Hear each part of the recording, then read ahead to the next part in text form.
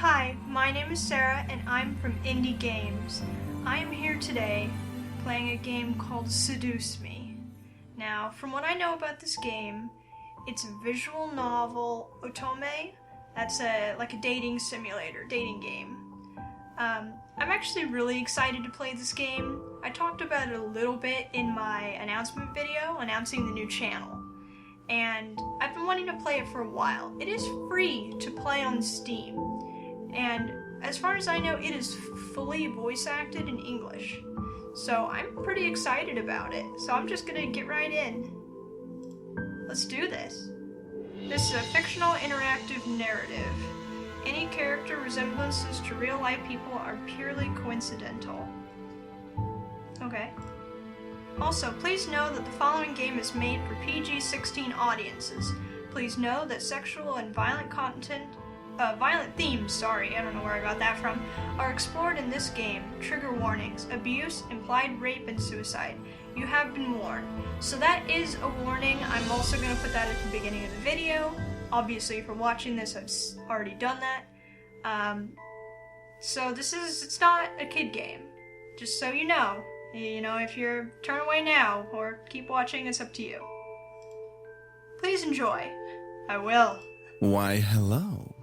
My, aren't you a gorgeous sight? Can I be honored enough to know your name? Maybe. Depends on who you are. What's my name? I don't know. I'm gonna be Sarah. Do it. A lovely name for a lovely person like you. Wonderful. Eric, do your job. Yeah, Eric. Very well. This game was produced by Seraphim Entertainment under the direction of Michaela Laws and is powered by Ren'Py Visual Novel Engine. We truly hope you'll enjoy this story. I know I'll enjoy it since you'll be in it. Eric. Eric. Fine, fine. Farewell, my sweet. Okay, bye. Somewhere. Oh, that scared me. Come on! Is that all you got? Is he getting punched or shot? Wanna try me, asshole? That was a gunshot. That had to be. Crap!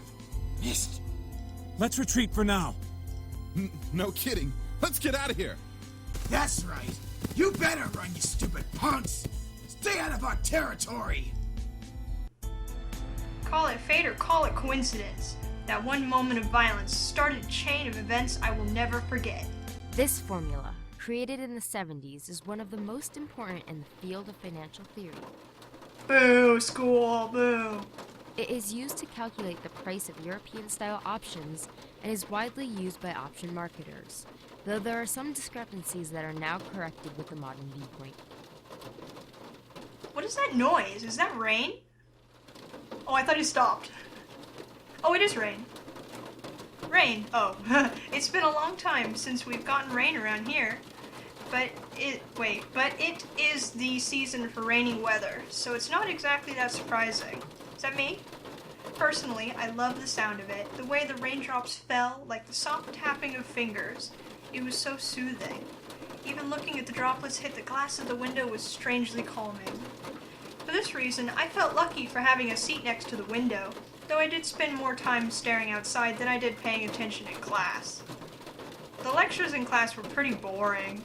Mrs. Phillips' voice wasn't soporific, but I just wasn't interested in what she was saying. And since it was the period right before lunch, all I could think about was doing other things in my free time. Honestly, I didn't really care much for economics. Sure, I had good grades in this class, but it was only because I had read the textbook and did my assignments as I had to. I was only taking this class because it was mandatory. If it were up to me, I would probably have taken another course. Luckily, it was my senior year, so after this semester, it would mean the end of high school courses forever. Thank God for that. I didn't hate high school. It was just kind of mundane how the days drifted on and on as if there were no end to it. The only thing I really enjoyed about going to school was meeting my friends and hanging out with them. That was kind of it. That sounds familiar. In short, I was done with high school. The The start of the second semester brought a note of finality to it. I had already applied to many universities the semester prior, and I was expecting replies sometime in the next few months. It seemed like the start of something new, something that would change. That is, if things could change. I stared at the faint outline of raindrops in the distance. For now, I was stuck in this class. Miss Anderson. What? Oh, sorry. She interrupted my train of thought. I skipped over that. Just when I was thinking about class, I quickly turned my head to face the teacher. Hopefully she didn't pick me just because she noticed I was spacing out. Yes, ma'am? Would you care to name the equation I set up on the blackboard? What? There's nothing on the blackboard. Oh, I think I read about that in the textbook last night. It should be the black skulls? Yeah, sure. Shoals model formula. Very good as always, Miss Anderson. Mm-hmm. Anderson. It followed me wherever I went. Most people didn't really know me by my first name, but rather by my surname. No doubt since the surname was the trademark of the internationally famous and philanthropic Anderson Family Toys, and because the founder was my own grandfather. Suzu, one of my best friends, turned around and proudly gave me a punch to the shoulder. Kick ass, girl.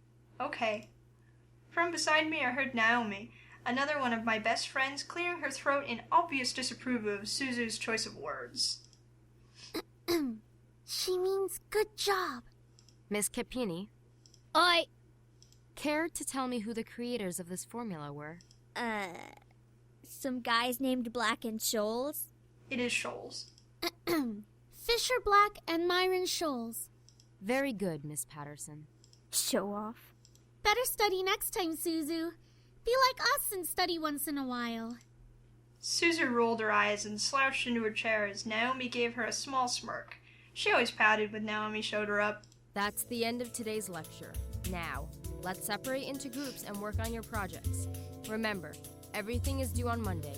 Go ahead now. Before I knew it, Suzu and Naomi had scooted their desk to align with mine, and we turned into three musketeers. Oh, that sounds so familiar! That's really funny. Me and my three friends used to call each other the Four Musketeers. That's cute. Whenever the teacher let the students decide on groups, we always grouped together in our little trio. It was a sheer stroke of luck that we all managed to be in the same class, so we had to at least take the opportunity and stick together as much as we could. Besides, we were most comfortable around each other than, say, compared to being around any other classmate. This game is ridiculously close to my life so far. It's kind of creepy. It just made sense for us to put our heads together for any kind of project. I took out the poster we were working on and rolled it open onto the three desks. We were pretty much finished with fulfilling most of the guidelines for the project, though we did still have a few finishing touches here and there. After working on making the poster a bit prettier, we sat back and inspected our work to see what we still had to do. Naomi, as usual, was the first to look for any issues. She lightly tapped a pencil against her chin, staring intently at the project. Alright, so let's see. We finished the budgeting section, the building leasing, and the cost for labor. What else do we need? Suzu straightened up to look at the poster and stroked her chin. After a few seconds, her face brightened and she spoke up. How about a company name? Huh? Did we really skip over that? Of course we did. You always go straight into the logical statistics and stuff that you completely skip over the facts. We need a name for our project. At least we caught it this time. What do we name it? Not sure. What do you think? I don't know. It always came down to me. Whenever there was something to be named or titles, I was the master in ending decision, even when I didn't want to be. I like Trinity Corporations. Dude, don't make me name this. That is way too predictable. How about the Dragon Company? That sounds awesome. What do dragons have to do with our project? Dragons have something to do with everything. What? It's a totally unpredictable name. It's hot. But our company sells bubble gum. How about Bubble Dragon? Who said we can't produce spicy bubble gum? Cinnamon. What do you think? Yeah. Bubble Dragon. Both of them looked at me expectantly, even though I wasn't quite sure myself. I didn't really want to choose sides, but if it were up to me, I would say, it's gonna make me, dragon! Dragon! Yeah, Dragon Company it is! Alright, now that we've decided on a name, now what? As we ended our name game, a giggle scrambled my thoughts. Pretty Lizette, I see that name. Huh? Who was that? Said Lizette. Ignore it, it's just Lisette. Oh, Lisette. I'm sorry. I looked over my shoulder to see her laughing with her circle of friends, mostly comprised of popular people that were practically friends with everyone in the school. And as a result, everyone in the school knew them. In the center of it all was Lisette White. She sat with a posture that indicated she was still working, but that she also was ready to casually chat about her day. She had an endearing balance of charismatic and awkward, which was readily apparent when she first talked to someone. It was easy to make her smile and laugh, and she was quite the comedian as well. Basically, she was perfect. I was just gonna say, look at Miss Perfect.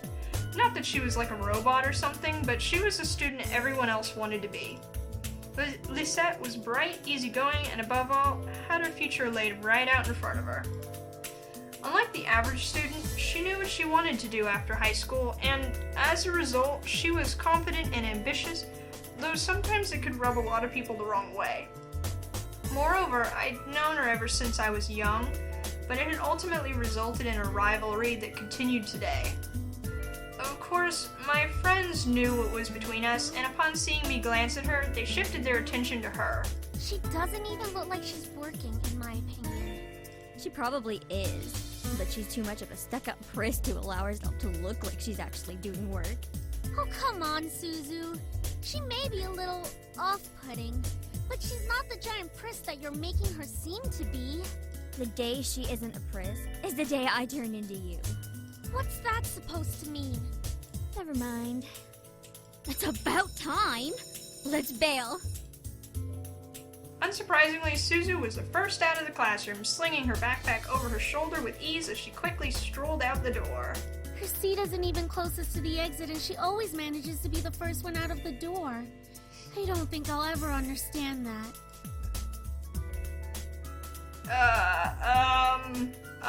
To be honest, I used to book it out of the classroom, but I kind of don't like Naomi's squeaky voice. I'm gonna go with whatever the other girl's name was, Suzu. Naomi folded her arms close to her chest, giving me a disappointed look. Oh, not you too. She's turning you into a delinquent. I'll be a delinquent if I want. Haha, it's a joke, Naomi. Well, it's not really funny. Man, you guys are slow. Are you coming or what? I like your jacket. We heard you the first time. Not everyone has rocket boosters attached to their legs when the bell rings. Are you kidding me? That class was ridiculously boring. Even Miss Valedictorian here was dozing off a bit. I do have to admit I was spacing out. And just because I answered one question doesn't mean I'm automatically the valedictorian. Okay, so it wasn't too interesting. But you should at least pay attention when Phillips is talking about the important parts. So you finally admit it. We're finally on the same wavelength. Welcome to the club, Patterson. Please, don't call me by my last name. This isn't the classroom. And never in a million years will we ever see things eye to eye. Despite this, they both burst out in laughter. Normally, anyone would think the opposites like them wouldn't ever associate with each other, but even though they were so different, their friendship somehow made a lot of sense. Maybe they were just perfect complements, or personally just didn't dictate the possibility of their friendship. Oh, personality just didn't dictate. After all, we three had been best friends since preschool. Alright, so where are we heading to first? Cafeteria? I think we can all agree that we're really hungry, especially after hearing about our company's line of deliciously spicy bubblegum. Who would even buy that? I wonder. Isn't there spicy bubblegum already in existence? There's like cinnamon bubblegum? Me? I would pay good money to get a taste of it. You do like spicy food after all. Wait, did they? Okay. We entered the cafeteria, a bustling room filled with the aromas of different kinds of food. As we got in line, we ordered our meals and chatted freely. Cajun fries and the spicy chicken burger for me. That's my definition of a good meal. I'll take a tuna sandwich and some juice. You're probably going to need water or something to curb all that spicy flavor, Suzu. You're not supposed to drink water with spicy stuff. It doesn't actually help. You're supposed to drink milk. I can't be tamed by the likes of that. If it's spicy, then it's gotta be all or nothing. You're crazy. Hell yeah, I'm crazy. I think I'm getting a migraine. I think I'll go with... I love mac and cheese, but I don't drink soda. What would she have? Tuna sandwich? Tuna sandwich is delicious. A tuna sandwich sounds pretty good right now anyway. Once we got our food, we settled down at one of the empty tables, putting our backpacks aside to finally dig into the food. Suzu leaned back in her chair, tilting it back so she could rest her feet on the table by her food. Alright then. Is there anything we want to talk about? Bored already? I know. Let's talk about... Say boys and I will never speak to you ever again. Aw, why not? What's so interesting about talking about guys? Not like any of us are gonna get boyfriends anytime soon. We don't know that. What if one of us does get a boyfriend? Yeah, it's totally not the point of this game or anything. Like that's going to happen, Naomi. Look at us. I'm a tiny Italian. You're a ditzy blonde. Oh, is she Italian? That's cool. Hey! Hey! No offense. And Anderson here. Well, I guess she could land a boyfriend or girlfriend if she wants. Oh, equal. Equality is good. Or girlfriend? Equality, Naomi. She can be a lesbian if she wants. Yeah, Naomi. True. That's okay, Suzu. I'm not sure I want a boyfriend or girlfriend yet. Why not? It's our senior year. Might as well get a boyfriend. Maybe she's just not interested in a relationship, Suzu. Well, it really wasn't about wanting a relationship, but more if there was no one interesting enough to be in a relationship with. Don't get me wrong, I'm an open person, but there were not many interesting guys in the school to go out with. Who knows? Time will tell. Naomi looked at me, wanting to continue the conversation. However, before she could speak, the speakers in the cafe started up, and an announcement echoed through the cafeteria. Miss Anderson, please come to the main office immediately. Please bring your things with you. Oh my. Looks like our plans have been cut short. The men in white coats have finally come to get you. Suzu, don't joke around. What if it's serious? Fine. If something happens, just call us. I used to hate getting called to, like, the office or whatever, even if it was a good thing. It was always horrifying. Funny enough, something did happen. And it was certainly no laughing matter. Oh.